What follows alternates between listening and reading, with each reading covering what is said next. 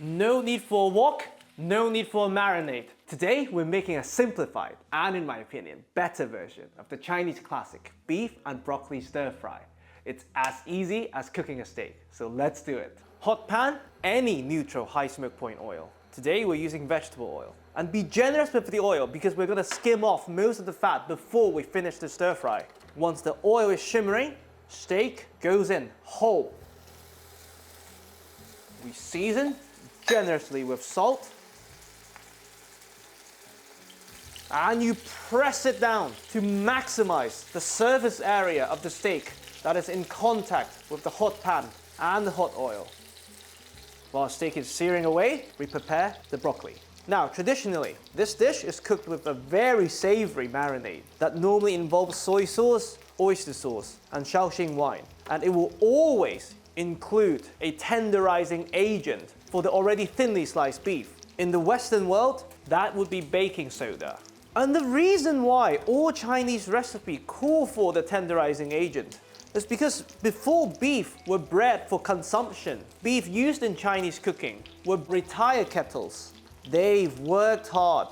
They have tough muscle fibers. They're extremely chewy to the point that any form of fast cooking would yield a very tough result. But with modern day beef that you buy from the supermarket, like the ribeye or a sirloin or any fast cooking beef cuts, they are already by definition tender. So there's no need to go through the marination followed by the vigorous mixing that you often see in Chinese kitchens. How many times have you ordered a subpar Chinese takeaway and you can't even differentiate the difference between a piece of beef and a piece of lamb?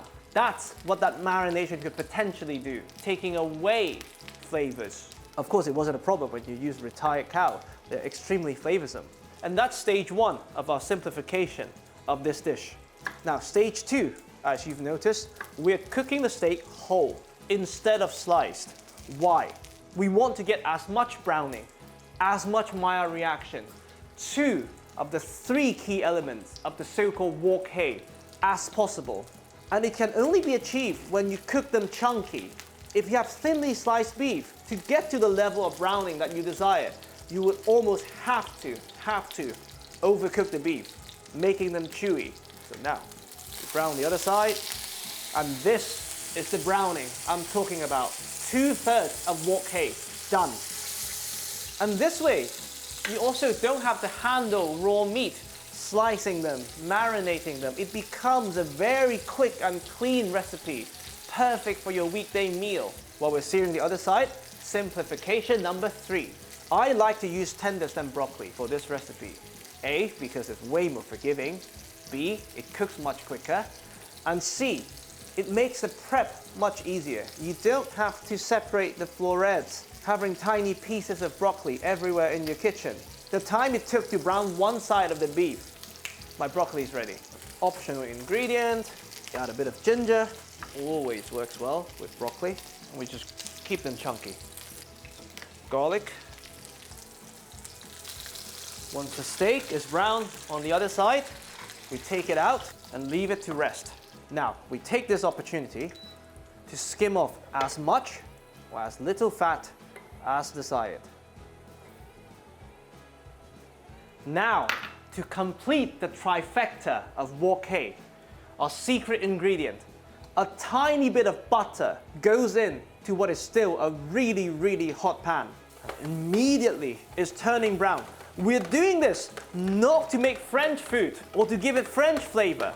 We are doing this for the partial combustion of fat, something you normally associate with the wok on a burner. But for the domestic kitchen, what you essentially want to do is to bring part of your fat above its smoke point. Now, with vegetable oil or animal fat, that's above 220 degrees Celsius, almost a fire hazard. But butter, on the other hand, has a smoke point of 150, which this pan is definitely hitting.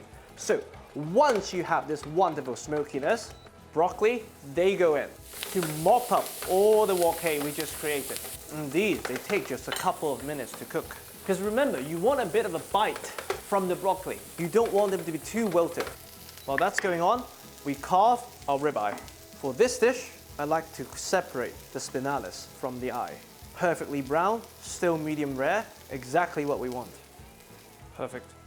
Now, with all the wonderful resting liquid, the meat juices, don't throw them away. We have some cornstarch here, which eventually we will use to thicken our sauce. We are simply going to drain off all the meat juices into this bowl, and that's our extremely beefy thickener. By the way, the red color, that's not blood. That's just the myoglobin reacting to oxygen, so please don't worry. Now, the broccoli has taken on this wonderful green color, and some of the florets look a tiny bit charred. You want to get to a point that they look al dente, just like pasta, meaning there's still a solid white dot in the middle, so you know they still have a bit of a crunch. Now we take this to the next level. We season this with a mixture of light and dark soy sauce. If you only have one, use light. And we do this before adding the beef back, so we have way more control. The soy protein and the residual sugar content would react with each other, giving us another round of Maillard reaction, reinforcing the wok hei once again. And we almost do this like a risotto. Once this is well absorbed, before it burns, we add a bit more.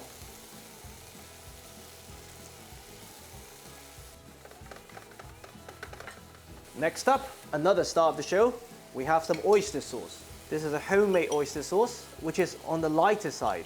If you're using store-bought, adjust the amount of cornstarch you're going to add accordingly, so you don't end up with something like jelly.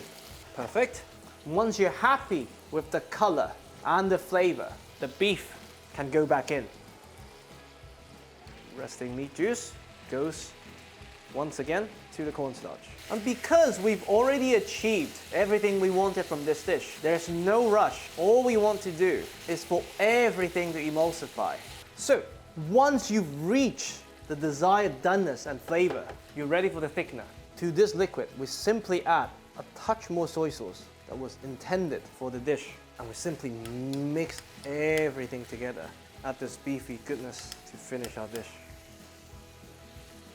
Stove off, give it a good mix, everything gets coated. Now we can plate. Oh yes, look at this. Quicker than your Chinese takeaway could deliver, weekday meals don't get better than this.